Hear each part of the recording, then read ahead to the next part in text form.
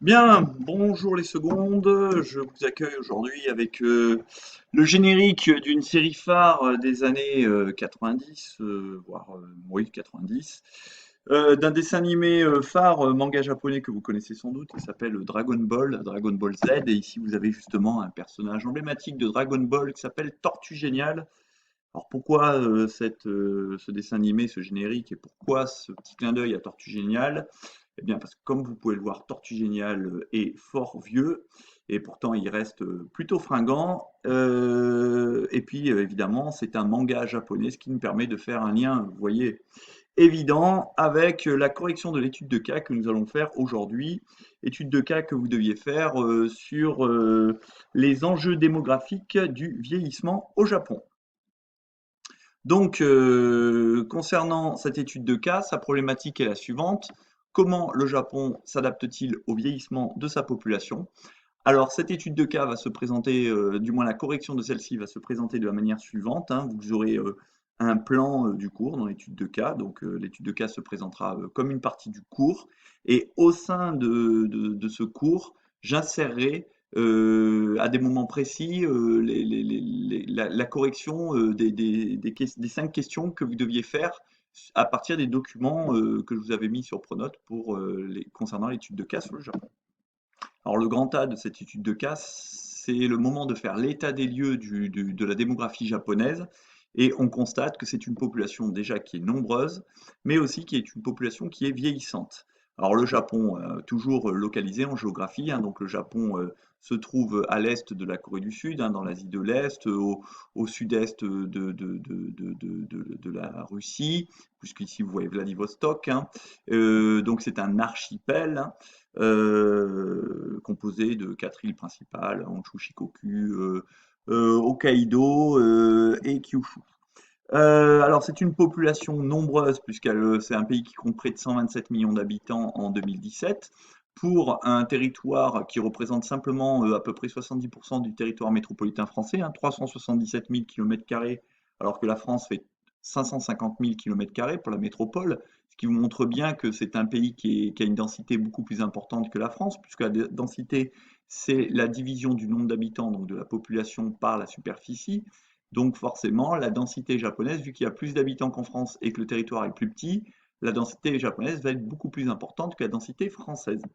Alors son indice de développement humain, qu'on appelle IDH, qui est un indicateur qui permet de mesurer le développement de façon plus précise que simplement le seul indicateur économique qui est le PIB, et qu'un indicateur qui prend, outre le PIB, qui prend en compte l'espérance de vie à la naissance, donc le nombre d'années que l'on peut espérer vivre en moyenne, ainsi que le taux d'alphabétisation, le taux de scolarisation des Japonais.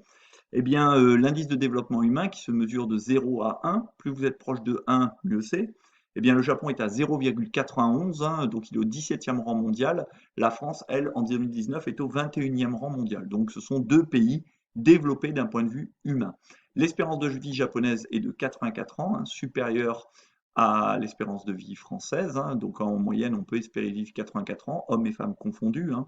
Les femmes vivent toujours un petit peu plus vieux en moyenne que les hommes, hein. Elles ont moins de problèmes cardiovasculaires, par exemple, et font moins de travaux manuels qui peuvent contribuer à une, entre guillemets, surmortalité masculine. Et donc le taux de natalité est de 7,5 pour 1000 au Japon, alors qu'il est de 12,2 pour 1000 en France, donc légèrement inférieur au taux de natalité français. Et le taux de mortalité est de 10 pour 1000, alors qu'en France, il est plus de 2 fois plus petit, il est de 3,9 pour 1000. Alors, on vous demandait, à partir du document 1 de courbe qui présente l'évolution de la natalité et de la mortalité au Japon pour 1000 habitants, de répondre à la consigne suivante, c'est-à-dire d'écrire l'évolution de la population japonaise depuis 1950 et montrer quelles sont les perspectives pour le futur. Donc, si l'on regarde ces deux courbes, l'une représente donc la courbe du taux de natalité, donc donné pour 1000 personnes, et celle-ci représente la courbe du taux de mortalité, c'est-à-dire le nombre de décès pour 1000 habitants. Alors, qu'est-ce qu'on constate? Eh bien qu'en 1950, le taux de natalité au Japon était d'environ 28 pour 1000, alors que le taux de mortalité était de 10 pour 1000. Donc à ce moment-là, il y avait ce qu'on appelle un fort accroissement naturel, c'est-à-dire la différence entre le nombre de naissances et le nombre de décès. Et puis, qu'est-ce qu'on constate? Qu'au fur et à mesure des années, eh bien, le taux de natalité n'a cessé de décroître, donc de diminuer, pour arriver en 2015 à 8,1 pour 1000, alors que dans le même temps, eh bien, le taux de mortalité a connu d'abord une phase de diminution. Il était descendu à près de 6 pour remonter aujourd'hui à près de 11. Donc par rapport à 1950, on va dire une stagnation. Il est passé de 10 à 11 pour 1000, alors que par contre le taux de natalité est passé de 28 à 8, c'est-à-dire qu'il a été divisé par 3,5. Et une date est importante à retenir, c'est 2005. Pourquoi? Parce que vous voyez qu'en 2005, ici, les courbes se croisent. Qu'est-ce que ça signifie? Eh bien, ça signifie que pour la première fois en 2005, eh bien, il y a eu au Japon plus de décès que de naissances. Et vous voyez que ce phénomène continue, hein. En 2015, on était à 11 décès pour 8 naissances. Et vous voyez qu'en 2018, 2019, 2020, ça continue. Donc cet écart augmente. Et qu'est-ce que ça signifie? Ben, vous le devinez, ça veut dire qu'il y a plus de décès que de naissances. Et s'il y a plus de décès que de naissances, qu'est-ce que ça signifie pour l'avenir? Eh bien que la population japonaise va diminuer et donc va rentrer dans une phase de déclin démographique euh, parce que le taux d'accroissement naturel, donc la différence entre le nombre de décès et le nombre de naissances est négatif, c'est-à-dire qu'il y a plus de décès que de naissances. Donc s'il n'y a pas d'apport extérieur, par exemple l'immigration, eh bien la population japonaise va décliner et forcément ça va avoir plein de conséquences. Donc, on a étudié ce type de courbe, hein, un graphique, mais pour étudier la population, comme il est indiqué dans l'étude de cas, sur le diaporama, de nombreux outils géographiques peuvent être utilisés pour utiliser le même aspect. Donc ici, on a le graphique en courbe, mais ça aurait pu être un graphique à courbe et en barre, ou on dit aussi en bâton. Donc ici, par exemple, on vous indique sur une courbe l'indice de vieillissement, donc la proportion de personnes qui ont 65 ans et plus, et on voit qu'entre 1950 et 2020, par exemple, eh bien, le nombre de personnes qui avaient plus de 65 ans est passé de 4,9% de la population à près de 29% de la population. Donc près d'un tiers des Japonais, 30% environ, ont 65 ans et plus. Donc ça montre que la population vieillit. Donc ça, c'est un graphique en barre, pardon, pas en barbe, c'est moi la barbe. Et ici, vous avez un graphique en courbe. On aurait pu utiliser aussi une pyramide des âges. Donc ça, c'est un type de document qu'on trouve partout dans le monde. Comment ça fonctionne? Eh bien, ici, sur cet axe vertical, vous avez les âges, les années qui sont marquées. À gauche, les hommes. À droite, les femmes. Et ici, on vous indique eh bien, le pourcentage de personnes qui ont par exemple 10 ans, vous avez le pourcentage, donc 0,8% des Japonais ont 10 ans. Ceux qui ont 15 ans, eh bien, on arrive à 1%. Ceux qui ont 20 ans, on arrive à 1,2%. Et c'est ainsi pour toutes les tranches d'âge. Et donc, ça nous permet de voir que au Japon, eh bien, en 1965, la tranche d'âge qui était la mieux représentée, eh bien, c'était ceux qui avaient environ 15 ans. Donc, il y avait beaucoup de jeunes. On le voit ici. D'ailleurs, la pyramide des âges avait un gros ventre à ce niveau-là, c'est-à-dire il y avait beaucoup de jeunes, beaucoup plus de jeunes que de personnes âgées. Là, vous voyez, c'est à partir de 65 ans. On voit que ça se raréfie et très peu de personnes qui dépassent les 90 ans. Alors avec une peut-être légère différence avec les femmes, hein, davantage de femmes encore qui étaient plus jeunes. Et puis si vous regardez maintenant en 2015 la pyramide des âges, qu'est-ce qu'on voit? Eh bien que dorénavant c'est une pyramide des âges qui a une base qui est plus étroite que le haut.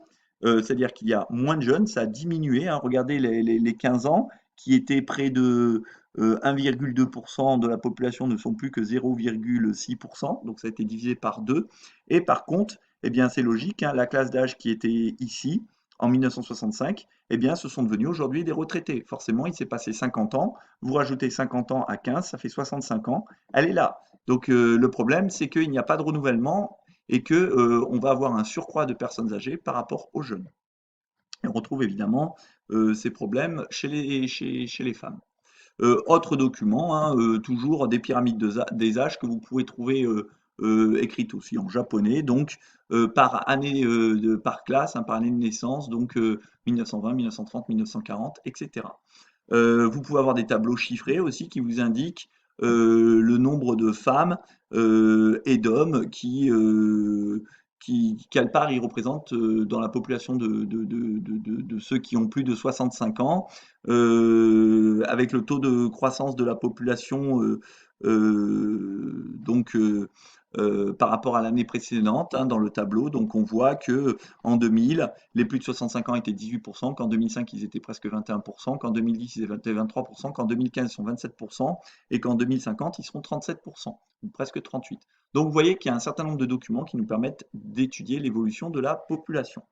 Donc l'Institut de la population de l'ONU, hein,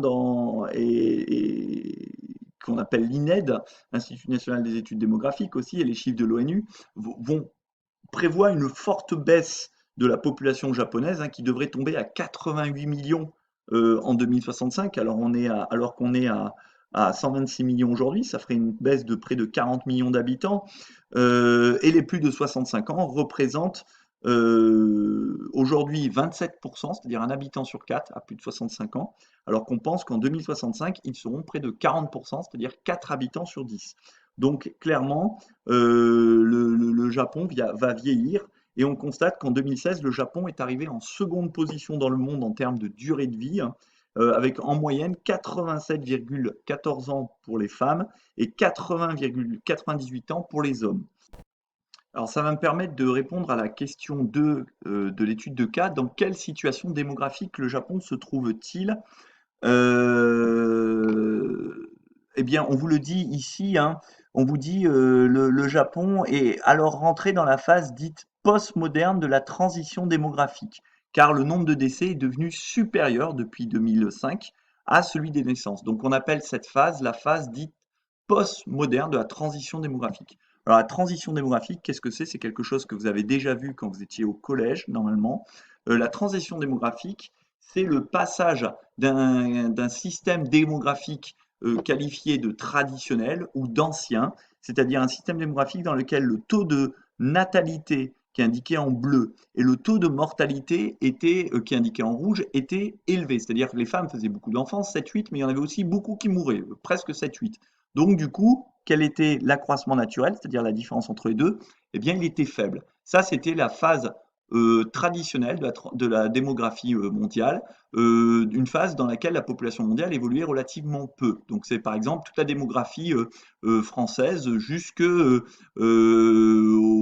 milieu de l'époque moderne, voire à la fin de l'époque moderne, c'est-à-dire jusqu'au 16e, 17e siècle. C'est-à-dire beaucoup d'enfants, beaucoup de décès. Puis on en arrive à la première phase de ce qu'on appelle vraiment la transition démographique, c'est-à-dire le moment où le taux de natalité reste élevé, les femmes continuent à faire beaucoup d'enfants, mais le taux de mortalité commence à baisser. Alors pourquoi il baisse? C'est pas venu comme ça. C'est parce qu'il y a eu par exemple les progrès de la médecine, de la vaccination. Ça c'est pour tous les anti-vaccins qui disent aujourd'hui, ouh là là, c'est dangereux de se vacciner. Mais grâce à la vaccination, eh bien, la mortalité a considérablement baissé. C'est dû aussi à une meilleure alimentation des gens. Ça peut être dû aussi à la meilleure connaissance des épidémies. Ça peut être dû aussi à moins de guerres. Donc, le taux de mortalité diminue, le taux de natalité lui reste élevé. Donc, l'accroissement naturel, la différence entre les deux, est forte. C'est-à-dire qu'à ce moment-là, la population explose, elle grandit considérablement. Puis, petit à petit, qu'est-ce qui se passe? Eh bien, donc, le taux de mortalité continue de baisser dans la deuxième phase de la transition démographique, mais par contre, il est rattrapé par le taux de natalité qui lui aussi commence à baisser. Et on en arrive après à la phase dite moderne de post-transition démographique, c'est-à-dire celle qui caractérise par exemple la France aujourd'hui. Aujourd'hui, les femmes font peu d'enfants, ça se voit, la courbe en bleu. Mais aussi en France, eh ben, on meurt très peu, hein. Il n'y a plus d'enfants qui meurent en bas âge ou quasiment plus, hein. Malheureusement, il y en a encore quelques-uns. Et donc la croissance naturelle, de nouveau, est faible. Donc au début, on avait une faible croissance naturelle, mais on avait beaucoup d'enfants, beaucoup de morts. Et aujourd'hui, on a une faible croissance naturelle, mais on a peu d'enfants, peu de morts. Et le Japon, lui, ben, il est même au-delà. Il est au-delà de la phase post-transition.